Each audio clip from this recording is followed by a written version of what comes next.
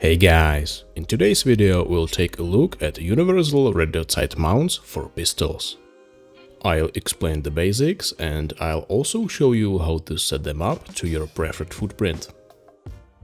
Most devices on the market will likely use one of these footprints, but they may appear under a different name, especially with lesser known brands. So I recommend checking compatibility on our website, because it's very likely that your red dot sight will fit one of these universal mounts. We update our compatibility database regularly, so it's worth checking out. I'll be using mounts made by Tony System and Outer Impact to show you a few differences you might encounter between brands. And a quick note before we start: you should be able to install these mounts yourself, but we always recommend visiting a gunsmith and following the manufacturer's instructions.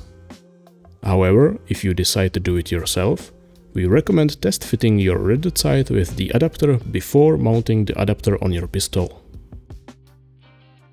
With that out of the way, let's jump right in.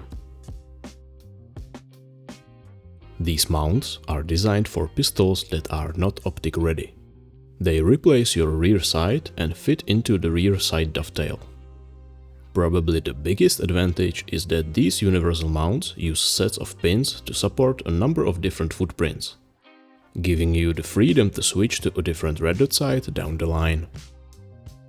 And that's also the key difference from mounts with specific footprints. Those can only accommodate one specific footprint. As I mentioned earlier, there are a few different manufacturers, so the procedure may vary slightly, but the basic principle should always stay the same. The first and probably most important step is to double check the compatibility of your red dot sight and mount before installing it on your pistol. The best way to do that is to set up your preferred footprint on the mount and test fit your red dot sight on it. I'll show you how to set up the Trigicon RMR footprint standard, which is widely used by various manufacturers. Holosun, for example, uses this footprint on their 407C, 507C and many other models. Even though I'll be setting up the Trigicon footprint, the process is exactly the same for other footprint standards as well. Tony System includes a compatibility table with a diagram on the other side. Find your red dot sight in the table and use the corresponding pins. In this case, we'll be using pins labeled with the letter Y. Now we'll check where the pins should go using the diagram. They go here in the front, so we'll place them there. I recommend using tweezers for this. Also, make sure the pins are correctly seated and not crooked. These pins have fairly tight tolerances, so it might take a moment to seat them properly.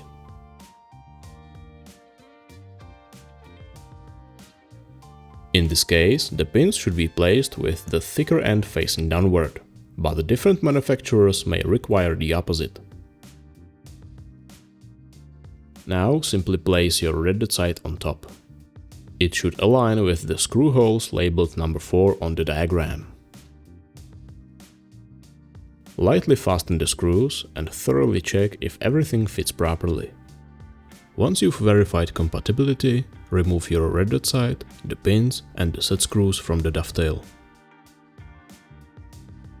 Then you can proceed with installing the mount onto your slide. Make sure your gun is clear and proceed with the field strip.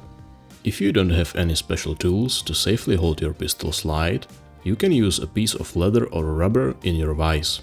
Clamp the slide down firmly, but be careful not to damage it.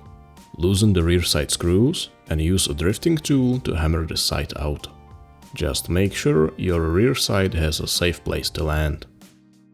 Use your preferred gun oil to clean the dovetail and wipe off any excess. Now it depends on what type of mount you have. If you have something similar to this Tony System mount, make sure the set screws are removed. Then align it properly with the dovetail. You can now carefully hammer it in using your drift tool. Make sure your mount is properly centered and apply a bit of medium thread locker before tightening the set screws. If your mount looks more like the one from Outer Impact, you most likely won't need to hammer the dovetail piece in. You'll just slide it into place and snap on the plate. Again, apply a bit of thread locker to the screws and tighten them to the recommended torque specification. Now it's time to properly install your red dot sight. You'll need to place the correct pins again and fasten the screws, just like we showed in the second chapter. Before tightening the screws, apply a bit of thread locker and then torque them to spec. The same procedure applies to most other mounts and red dot sights, only the labels and markings will differ. That's everything for today's video. I hope it was helpful. Subscribe for more and I'll see you next time.